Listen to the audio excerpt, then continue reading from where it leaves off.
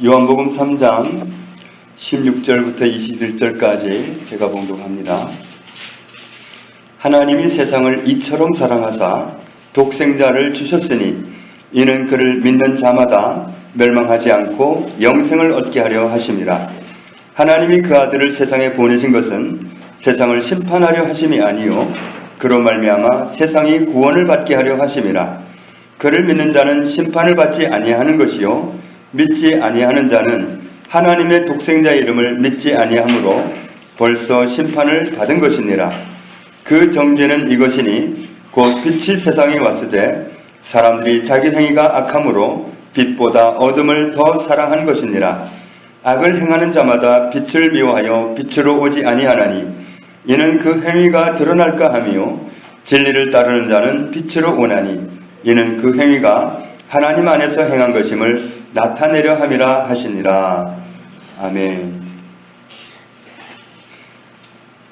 종교가 무엇이냐? 이런 질문을 가끔 받습니다. 그러면 교회 다닌다 이렇게 대답할 수도 있겠고, 예수 믿는다 그렇게 대답할 수도 있겠고, 기독교입니다 그럴 수도 있습니다. 기독교라는 말은 기독에서 이 기자가 터기에다가 살필 독입니다. 왜 그리스도교 이런 말이 더 나을 것 같은데 기독교 이렇게 됐을까? 이 말이 원래 중국에서 왔습니다. 헬라어로 그리스도는 크리스토스입니다. 크리스토스. 그런데 이 말을 중국어로 음력을 하는 과정에서 기리사독이 됐습니다. 기리사독. 그래서 이걸 줄여서 기독이 된 거죠. 북경어 발음으로는 지리스독이라고 한답니다.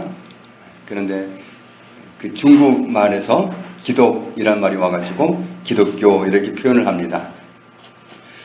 누가복음 2장 11절에 보면 오늘 다윗의 동네에 너희를 위하여 구주가 나셨으니 곧 그리스도 주시니라. 기독교 하면 그리스도를 믿는다 이런 뜻입니다. 결국은 우리를 구원하는 구주로 오신 그리스도를 믿는다. 우리를 창조하신 그리스도를 믿는다 이런 뜻입니다. 하나님께서 우리를 처음 만드실 때 우리를 얼마나 완벽하게 만드셨는지 몰라요. 우리를 늙고 병들고 죽고 무슨 보톡스를 맞아야 되고 뭐 이렇게 만들지 않았습니다. 이 창세기를 보면은 궁창 위의 물과 궁창 아래의 물은 아니라 그렇게 하나님이 말씀하셨는데 이 궁창 위의 물은 뭔가? 궁창 아래의 물은 뭐 바닷물이니 강물이니 겨울물이니 다 알 수 있는데 궁창 위의 물은 뭔가?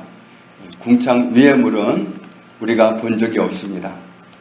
과학적으로 이제 연구를 해보니까 하늘에 지구를 둘러서 아주 두꺼운 막으로 물이 가로막고 있었답니다. 그게 바로 궁창 위의 물입니다. 그런데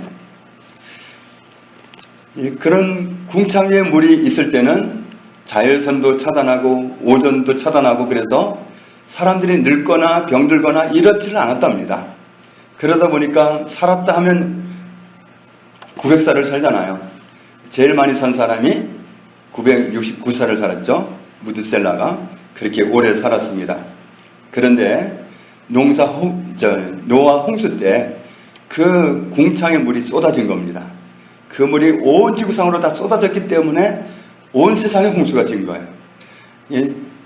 하늘에 있는 구름이 비가 됐다면 부분적으로 내립니다. 그런데 온 세상이 동시에 물바다가 되는 것은 그 둘러싸고 있던 막처럼 둘러싸고 있던 거대한 그 물이 쏟아진 겁니다.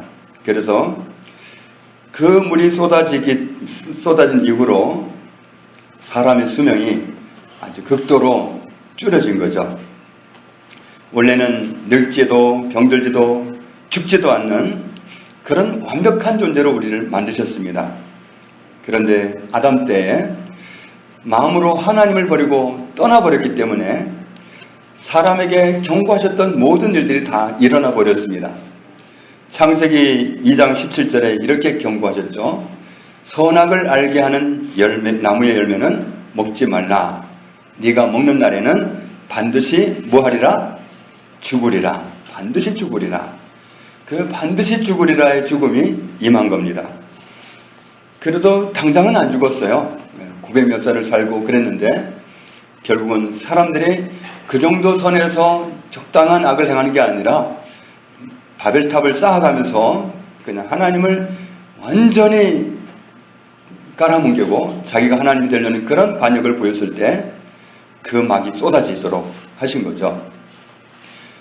선하다 악하다 이런 판단력을 지닌 영악한 존재가 되려고 한 그런 의도도 괘씸하지만 그 열매를 먹은 것이 죄가 되는 이유는 그것이 하나님께 불순종이기 때문입니다.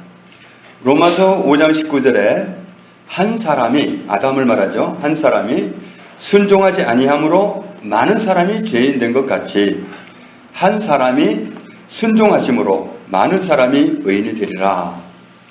또 로마서 5장 12절에 보면 그러므로 한 사람으로 말미암아 죄가 세상에 들어오고 죄로 말미암아 사망이 들어왔나니 이와 같이 모든 사람이 죄를 지었으므로 사망이 모든 사람에게 이르렀느니라. 결국 죄가 없으면 사망이 없는 겁니다. 우리가 죄를 붙잡았기 때문에 죄를 가지고 있는 것 때문에 사망이 이 세상에 들어왔고 모든 사람은 죽음으로 향해서 가고 있습니다. 하나님은 우리를 창조하실 때 오직 선한 계획만 가지고 우리를 창조하셨습니다. 만물을 창조하시는 순서도 보면은 맨 처음에 사람을 만드실 수도 있잖아요. 그런데 하나님은 맨 처음에 사람을 만든 게 아니라 사람이 살아가기에 최적의 환경을 완벽하게 만들어 놓으시고 맨 마지막에 사람을 만드셨습니다. 하나도 살아가기에 부족함이 없도록 그런 세상을 만들어 놓으시고 우리를 그 세계에서 하나님 창조하신 세계에서 주인공이 되게 하셨습니다. 그렇게 우리에게 오직 선한 계획을 갖고 계셨습니다. 그런 좋으신 하나님을 거역하고 마음으로 하나님을 떠나서 경고하신 죽음에 이르게 된 겁니다. 하나님이 우리를 떠밀어서가 아니라 우리가 스스로 하나님을 등져버린 겁니다.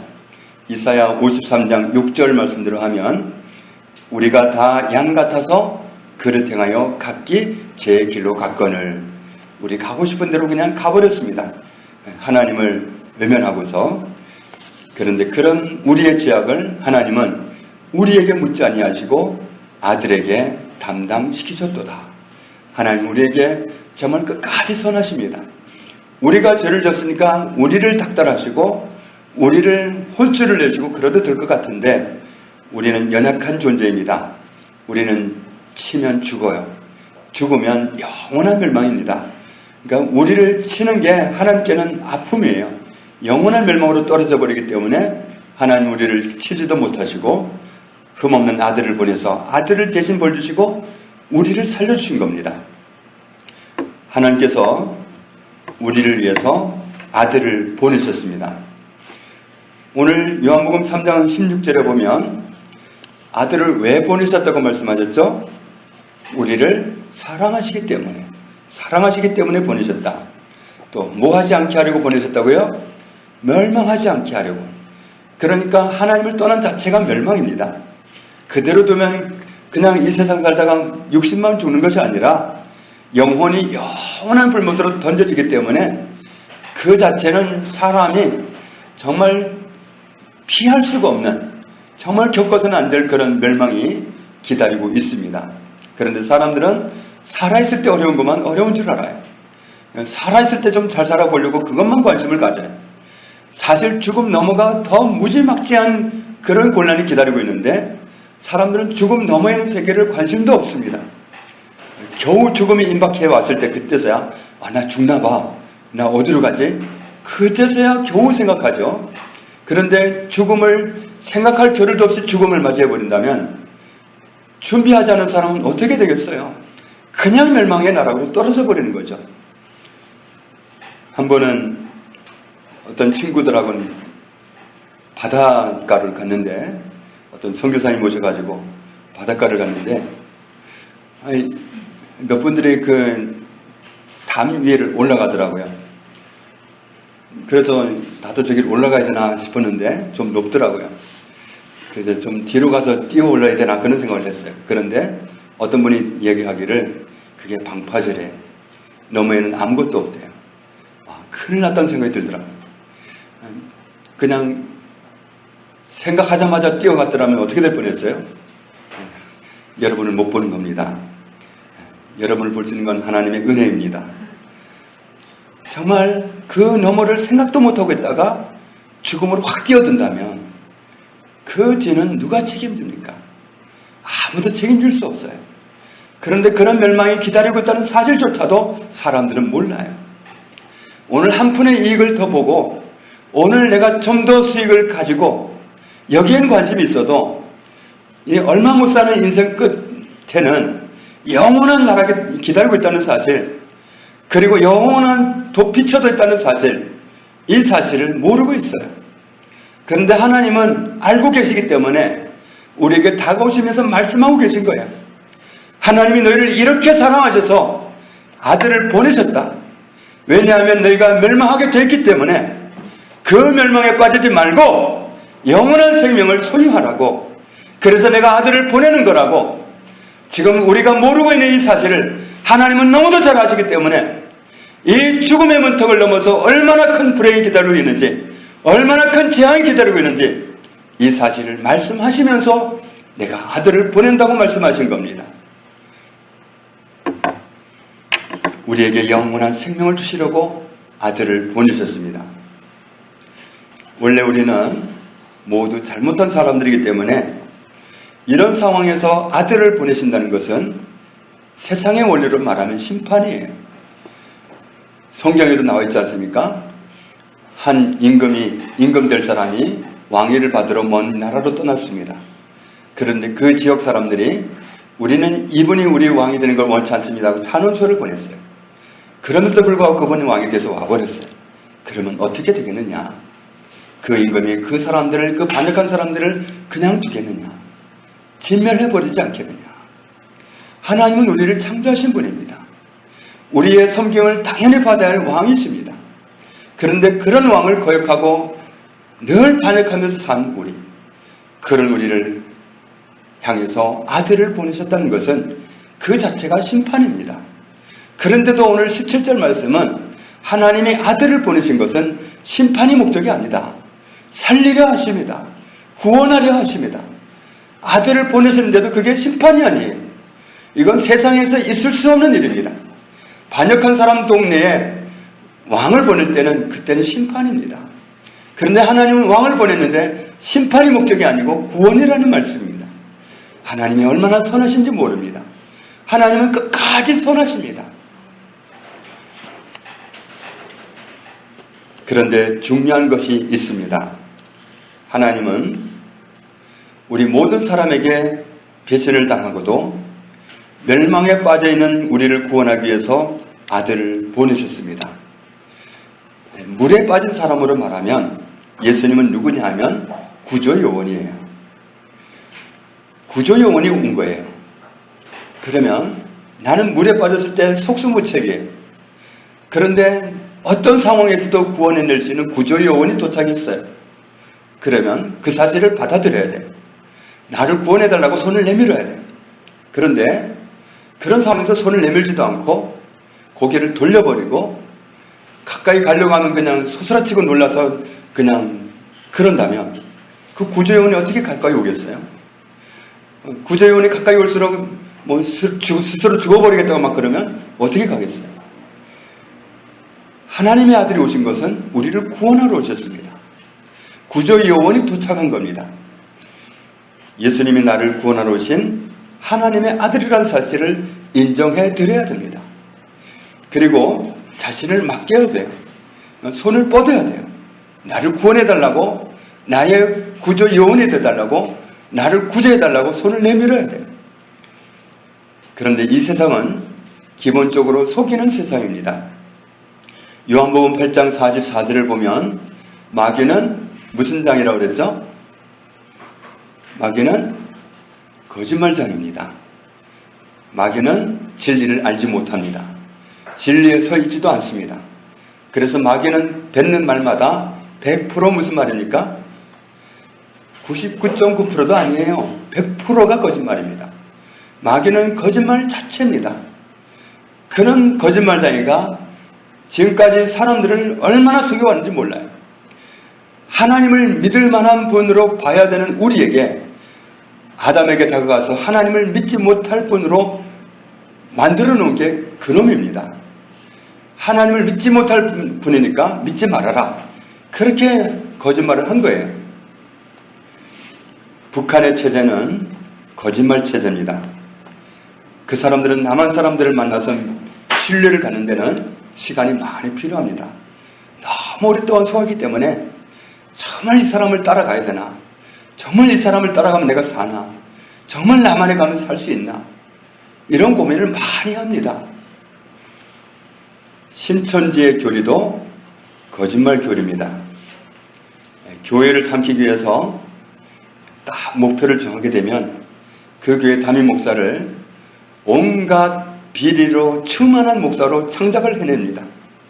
산더미 같은 소리를 만들어가지고 무슨 비리가 있고 무슨 잘못을 했고 없는 비리를 있는 비리로 그렇게 많이 만들어냅니다. 그리고는 그걸 배포를 하면서 교인들을 충동하고 법원에다가 이런 사람이 목사가 됐으니까 그냥 둬야 되겠냐고 고발을 하고 정말 교회가 시끄러워서 견딜 수가 없습니다. 그리고 마지막에 정말 교회를 지키려는 그런 성도가 남으면 그때는 깡패를 동원합니다.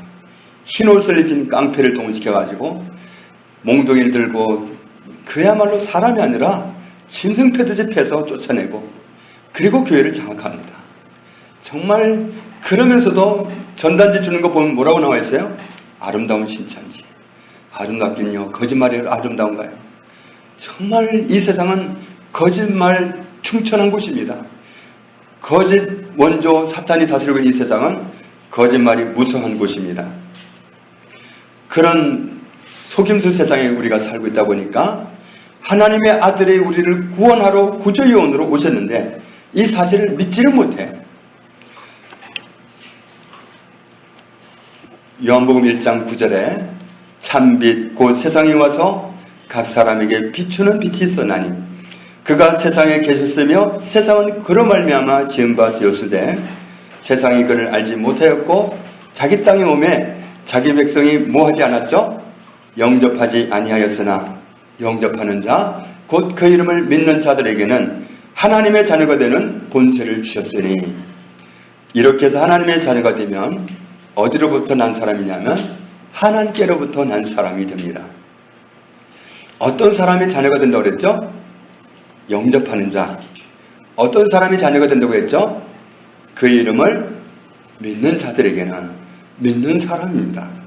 믿을 때에 내가 그 은혜를 보는 겁니다. 믿어야 됩니다. 믿을 때 믿는 것은 받아들이는 겁니다. 믿어야 받아들일 수 있습니다. 신뢰해야 받아들일 수 있습니다. 요한복음 3장 16절에도 동일한 말씀을 하고 계시는 거예요. 하나님은 우리를 사랑하사 독생자를 주셨습니다. 멸망하지 않도록 지옥 가는 건 멸망하는 겁니다. 영원한 생명을 주시려고 그런 사람이 천국 갑니다. 이런 혜택을 어떻게 하면 볼 수 있다고 말씀하셨죠? 그를 뭐하는 자마다 믿는 자마다 그 혜택을 봅니다. 믿는 사람 원어로 보면은 믿는 사람 모든 믿는 사람 이렇게 나와 있습니다. 믿는 사람은 다 자기 겁니다. 그러나 믿지 않으면 소용이 없습니다. 예수님을 믿으면 예수님을 믿는 사람이 되면 그러면 영원한 생명을 얻습니다. 멸망은 지나가 버립니다. 요한복음 5장 24절 말씀처럼 진실로 진실로 너희에게 이르노니 나를 믿고 나 보내신 이를 믿는 자는 영생을 얻었고 심판에 이르지 아니하나니 사망에서 어디로? 생명으로 옮겼느니라. 예수님을 믿을 때에 해당되는 거예요. 믿는 자에게 해당되는 거지 안 믿을 때는 소용이 없습니다. 이 믿는다는 말이 원어로 보면 신뢰하다, 믿다, 의지하다, 순종하다, 위탁하다, 신임하다 그런 뜻입니다. 우리가 결혼할 때 한번 생각해 보십시오. 결혼할 때 얼마나 신중해지려고 노력을 했습니까? 정말 내 인생을 걸고 이 남자한테 내가 인생을 거는 것이 과연 신뢰할 만한 일인가, 잘하는 일인가. 특히 결혼 전날 밤 많이 고민하는 분들 있더라고요. 결국 사람은 어떤 사람하고 결혼하기를 원하죠? 믿을 만한 사람. 믿을 만한 사람과 결혼하기를 원합니다. 신뢰할 만한 사람과 결혼하기 원합니다. 예수님을 믿는다? 이 말은 결국은 예수님을 신뢰한다는 겁니다. 그러니까 예수 믿는다 그 말이 나 교회 다녀 그 말이 아닙니다. 물론 믿기 때문에 교회를 다니는 건 맞지만 교회 다니는 것이 예수 믿는 건 아닙니다. 예수님을 정말 신뢰하는 것이 예수 믿는 겁니다. 예수님을 신뢰하십니까? 예수님을 신뢰하는 것이 진짜로 예수 믿는다는 의미입니다. 예수님을 신뢰 안 하면서도 교회에 다니는 분들이 어마어마하게 많습니다. 예수님을 신뢰 안 하면서도 직분을 맡은 분들도 굉장히 많습니다. 심지어 예수님을 믿지 않으면서도 신뢰 못하면서도 목사가 되고 선교사가 된 사람 억수로 많습니다. 많은 분들이 예수님을 믿지는 않지만 기도합니다. 믿는다면 기도하고 나서 평안할 텐데 감사가 쏟아져 나올 텐데 기도하고 나서도 평안이 없습니다. 염려 충만하고 근심 덩어리고 어찌할 바 모르고 당혹스럽고 이게 믿지 않기 때문에 일어난 일들입니다. 정말 예수 믿는다는 말이 뭐냐? 우리는 이것을 깊이 생각해 봐야 됩니다. 내가 정말 예수 믿는다면 그분을 정말 믿을 만한 분으로 내가 안다면 그렇게는 살아갈 수 없는 겁니다. 내가 어떻게 예수를 정말 믿는다면서 전혀 안 믿는 사람과 똑같이 살아갈 수가 있습니까? 예수를 믿는다면 그 믿는다는 삶은 드러나게 되어 있습니다. 그런데 오늘날 믿는다고 하는 사람은 많지만 정말 예수를 믿는 사람은 드뭅니다. 그래서 주님이 말씀하셨잖아요. 인자가 다시 올 때 믿음을 보겠느냐? 믿음을 보겠느냐? 정말 예수님을 믿기 때문에 예수님에게 온 사람이 있느냐? 그런 사람이 얼마나 되느냐? 예수님을 정말 신뢰하는 사람, 정말 예수님을 믿기 때문에 내가 예수님을 따라가는 사람, 이런 사람이 되어야 됩니다. 그래서 예수 믿는다는 말은 정말 나는 예수님을 신뢰한다. 나는 환경이 안 받쳐줘도 나는 신경 안 쓴다. 그것이 나를 좀 불편하긴 하지만 나는 예수님을 믿는다. 예수님이 내 삶을 잡고 계시다. 그래서 나는 지금 생활이 어떠하다 하더라도 나는 죽어도 괜찮다. 나는 망할 수는 없다. 나는 잘못될 수는 없다. 예수님이 나를 찾고 계시다. 예수님이 얼마나 신뢰할 만한 분인지 아느냐. 이것이 바로 예수 믿는다는 참 의미입니다. 우리가 정말 예수 믿는 사람이 되어야 됩니다. 마태복음 20장 28절에 보면 예수님이 얼마나 믿을 만한 분인지 예수님은 오셔서 이런 말씀부터 하셨어요. 인자가 온 것은 섬김을 받으려 함이 아니라 도리어 섬기려 하고. 왜 섬기려고 하겠어요? 선교사라도 깨닫게 하고 선교사라도 알게 하고 선교사라도 그 사람이 사는 게 원이에요. 소원. 그리고 자기 목숨을 많은 사람의 대속물로 주려 합니다. 목숨을 주시기 위해서 오셨어요.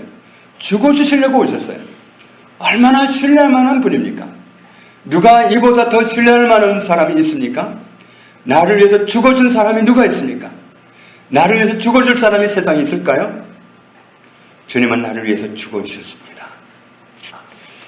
요한복음 10장 15절에 아버지께서 나를 아시고 내가 아버지를 안 것 같으니 나는 양을 위하여 목숨을 버리노라. 요한복음 15장 13절에 사람이 친구를 위하여 자기 목숨을 버리면 이보다 더 큰 사랑이 없나니. 그런데 주님은 우리를 위해서 목숨을 버리셨습니다. 갈라디아서 2장 20절에 사도 바울이 예수를 믿는 그 믿음의 이유를 밝힙니다. 나를 사랑하사 나를 위하여 자기 자신을 버리신 하나님의 아들을 믿는 믿음 안에서 산다.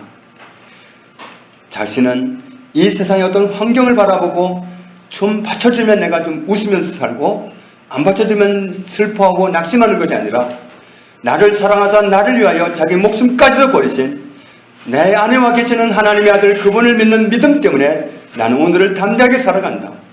이것이 바울의 고백입니다. 이것은 오늘 바로 우리의 고백이어야 됩니다. 나를 사랑하사 나를 위하여 자기 목숨까지도 던져버리셨던, 그리고 오늘 내 안에와 계시는 그 예수를 믿는 믿음 때문에 나는 살아갑니다. 나는 예수를 믿는다는 그 믿음이 거기에 있어야 됩니다. 정말 예수 믿는다는 그 믿음은 환경에 따라서 왔다 갔다 하는 게 아닙니다. 환경이 받쳐주면 나를 축복하시는구나, 아 감사합니다 그러고, 좀 안 받쳐주면 원망하고 때로는 삿대질하고 때로는 욕하고 그런 게 아닙니다. 정말 나를 사랑하사 나를 위해서 목숨을 버리기까지 하신 그분, 로마서 8장 32절에 자기 아들을 아끼지 아니하고 내어주신 하나님은 아들과 함께 모든 것을 은사로 선물로 주시지 않겠느냐. 하나님은 아무것도 아낄 것이 없습니다. 다 가지고 계신 그분은 아들을 주신 분으로서 다 주기를 원하십니다. 그런데 하나님께서 아들까지도 내어주신 그 사랑, 그 사랑이 얼마나 큰지를 우리가 깨닫지를 못하는 거예요. 그렇게도 나를 사랑하시는 주님을 내가 못 믿어하는 거예요. 그렇게도 사랑하시는 주님이 아무것도 염려하지 말고 다만 모든 일에 기도와 간구로 내 구할 것을 감사함으로 하나님께 아뢰라. 그리하면 모든 지각에 뛰어난 하나님의 평강이 그리스도 예수 안에서 너희 마음과 생각을 지키시리라. 이렇게 보장하셨습니다. 정말 내가 예수를 믿는다면, 나를 위해서 목숨까지도 던져버리시는 그 예수를 나는 정말 믿는다면 어떻게 그 말씀을 받아들이지 않을 수 있겠습니까? 뿐만 아니라 성경 전반을 통해서 우리에게 말씀하시는 모든 말씀을 믿고 어떻게 마음 든든하게 환경이 어떠하더라도 감사함으로 살아갈 수 있지 않겠습니까? 정말 우리가 예수를 믿는다면, 정말 내가 환경을 믿는 게 아니라 예수를 믿는다면, 내가 정말 사람이 아니라 예수를 믿는다면 어떻게 우리 삶이 달라지지 않을 수 있겠습니까? 오늘 요한복음 3장 16절에서 멸망하지 않고 영생을 얻는 사람은 조건이 있습니다. 믿는 사람에게입니다. 믿는 자마다, 예수님을 정말 믿는 사람, 예수님을 정말로 믿는 사람, 이런 사람에게 해당된다는 사실입니다.